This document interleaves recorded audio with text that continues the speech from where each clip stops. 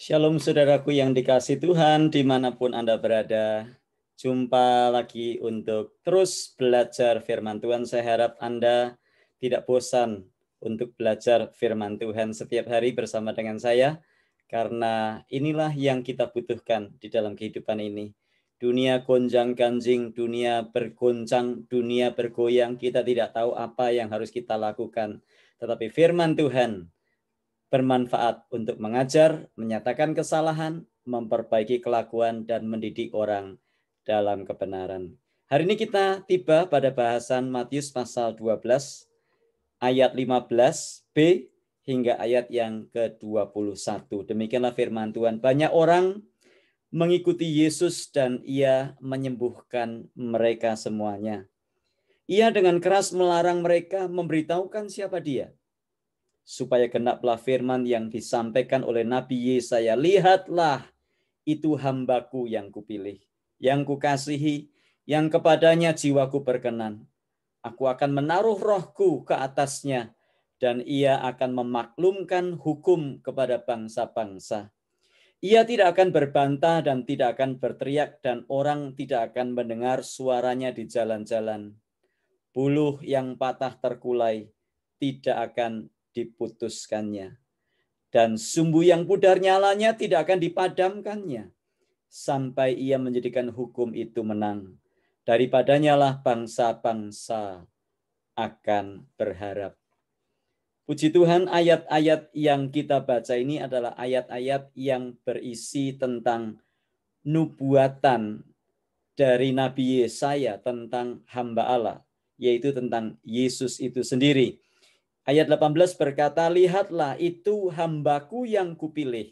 Ini adalah kutipan dari Yesaya 42 ayat 1 hingga ayat yang kelima kalau kita mau belajar lebih dalam lagi, yang berbicara tentang karakter Sang Juru Selamat, karakter Yesus, Mesias yang lembut, yang merupakan hamba yang melayani. Dan Yesus yang disebut hamba bukan hanya sekali atau bukan hanya dinubuatkan oleh Yesaya saja, tetapi digenapi di dalam diri Yesus, terbukti dengan Yesus menyebutkan dirinya sebagai hamba beberapa kali, antara Matius 20, Matius 23, Markus 9, dan Markus yang ke-10. Lalu Petrus di dalam khotbahnya di Kisah Para Rasul pasal 3 memberikan Yesus Kristus gelar sebagai hamba Allah. Kisah Rasul pasal 3 ayat yang ke-13 dan ayat yang ke-26. Lalu kalau kita membaca dalam Kisah Rasul pasal 4 juga, di situ disebutkan Yesus lagi dikatakan sebagai hamba Allah yang kudus.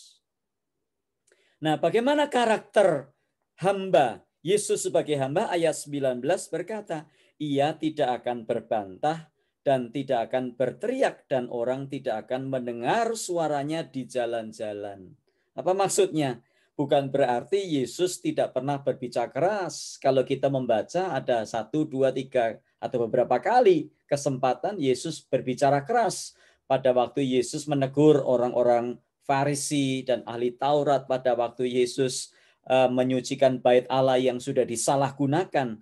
Tetapi kalau kita melihat secara menyeluruh, kita membaca dalam Injil Matius, Markus, Lukas, Yohanes, kita bisa mengambil kesimpulan bahwa hati dan tindakan yang dilakukan Yesus atau Yesus melayani bukan dengan geradak-geruduk, bukan dengan gerusa-gerusu, tetapi Yesus melayani dengan hati yang lembut, dengan tidak berteriak-teriak, tetapi sebaliknya Yesus melayani dengan kasih dan rendah hati. Itu sebabnya tadi di ayat yang ke-15b, banyak orang mengikuti Yesus dan ia menyembuhkan mereka semuanya. Bayangkan kalau diikuti sekali atau sehari ya nggak apa-apa. Tapi kalau diikuti tiap hari, diikutin terus, ya kadang-kadang sungkan juga ya. Apalagi kalau sudah waktunya makan.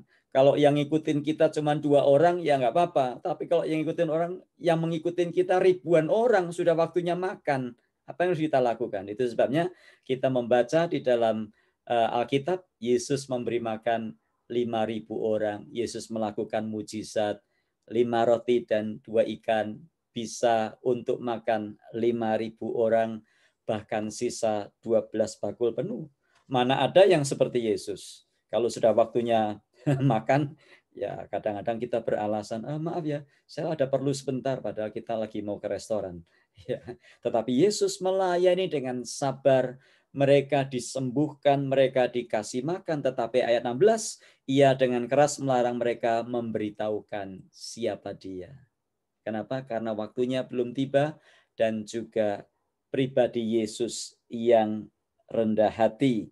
Nah, ayat 20 berkata, buluh yang patah terkulai tidak akan diputuskannya, dan sumbu yang pudar nyalanya tidak akan dipadamkannya, sampai ia menjadikan hukum itu menang. Apa maksudnya di sini? Ini adalah referensi lain untuk karakter Yesus Kristus sebagai hamba Allah.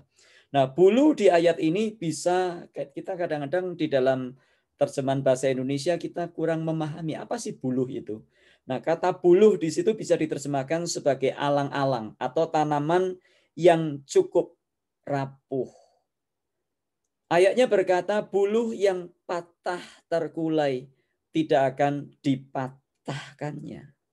Nah, biasa kalau kita melihat bulu yang patah terkulai ya sudah dipatahkan sekalian. Atau dikatakan di situ sumbu yang hampir padam atau sumbu yang pudar nyalanya tidak akan dipadamkannya sampai ia menjadikan hukum itu menang. Nah, yang dilakukan oleh Yesus sebagai hamba Allah di situ, kalau melihat bulu yang rapuh bukannya dipatahkan, tetapi kita melihat justru bulu yang patah terkulai, maka sang hamba akan merawatnya, menanganinya dengan begitu lembut sehingga dia tidak akan mematahkannya. Nah, kita lihat ada orang-orang yang kepadanya, orang-orang yang datang kepada Yesus bukan orang-orang yang selalu dari kelas atas. Kita melihat orang-orang sederhana, orang-orang lumpuh, orang-orang kusta yang dibuang oleh keluarganya karena mereka dianggap najis. Orang-orang yang tidak berdaya, bahkan ada wanita pendaran yang sakit sudah 12 tahun lamanya. Bagaikan bulu yang patah terkulai. Tidak ada kekuatan kalau dia harus datang dan membayar kepada Yesus. Uang dari mana? Kekuatan dari mana?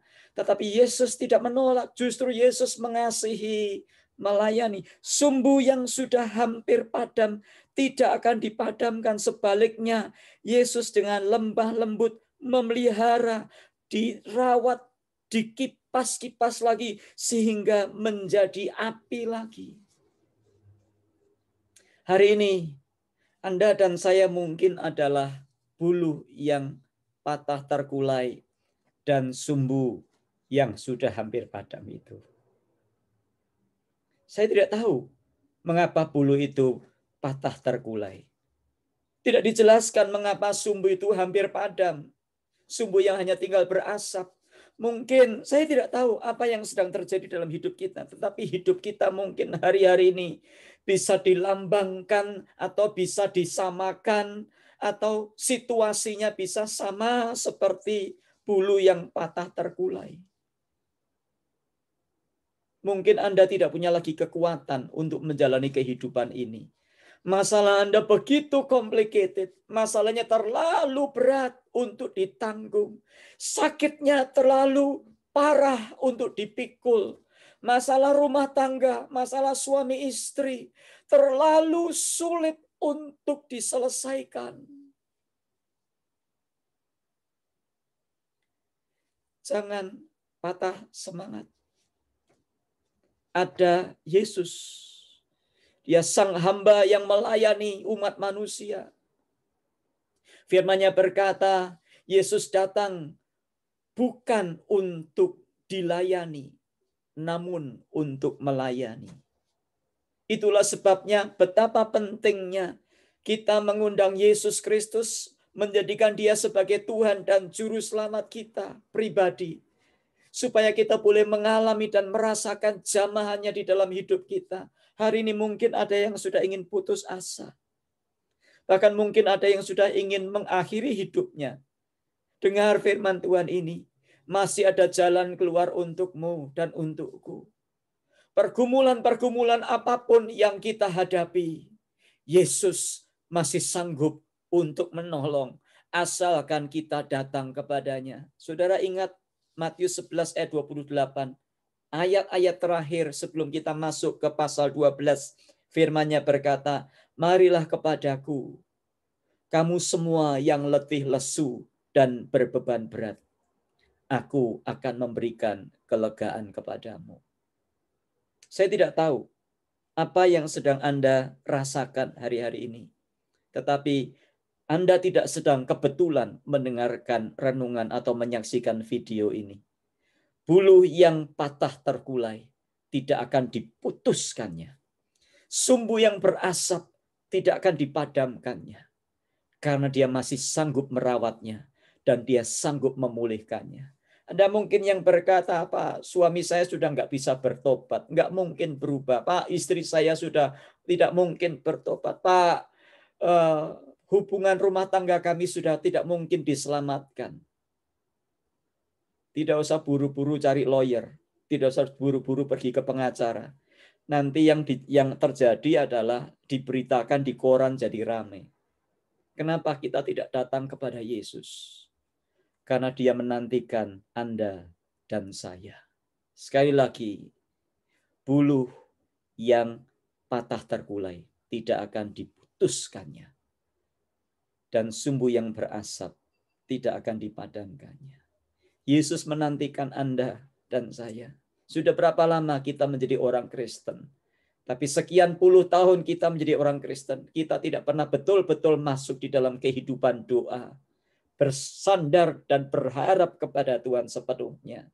Sudah berapa puluh tahun kita menjadi orang Kristen, mungkin kita belum pernah sungguh-sungguh menyerahkan hidup beriman kepadanya. Kita hanya beragama, kita hanya pergi ke gereja, tapi kita belum pernah masuk dan mengalami Dia dan kasih serta kuasanya. Kiranya firman Tuhan ini menjadi kekuatan bagi kita untuk menghadapi hari-hari yang tidak sulit, tidak mudah, hari-hari yang sangat-sangat sulit yang kita harus hadapi. Sebagai keluarga, sebagai ibu rumah tangga, sebagai ayah, sebagai anak, sebagai menantu, sebagai mertua, sebagai karyawan, sebagai pimpinan perusahaan, sebagai pejabat pemerintah. Kiranya firman ini jadi kekuatan bagi kita. Mari kita berdoa, karena ada harapan di dalam Dia. Tuhan, banyak di antara kami yang menyaksikan video ini, Tuhan, merasa bahwa hidup kami sudah tidak lagi berharga. Mungkin orang menginjak-injak kami karena kami ini buluh yang patah terkulai, tidak ada lagi gunanya. Mungkin orang memadamkan api kami karena kami ini hanya tinggal asap saja. Tapi Tuhan, terima kasih untuk firman-Mu bahwa Yesus adalah penggenapan janji firman Tuhan. Bahwa Yesus adalah hamba Allah yang datang ke dalam dunia. Juru selamat Tuhan. Penebus dosa kami. Penolong kami yang hidup. Tuhan, ajar kami untuk kami tetap berharap kepadamu. Siapapun kami Tuhan. Bahkan kalau kami sudah sampai kepada titik terendah dalam hidup kami. Engkau masih sanggup mengangkat kami kembali.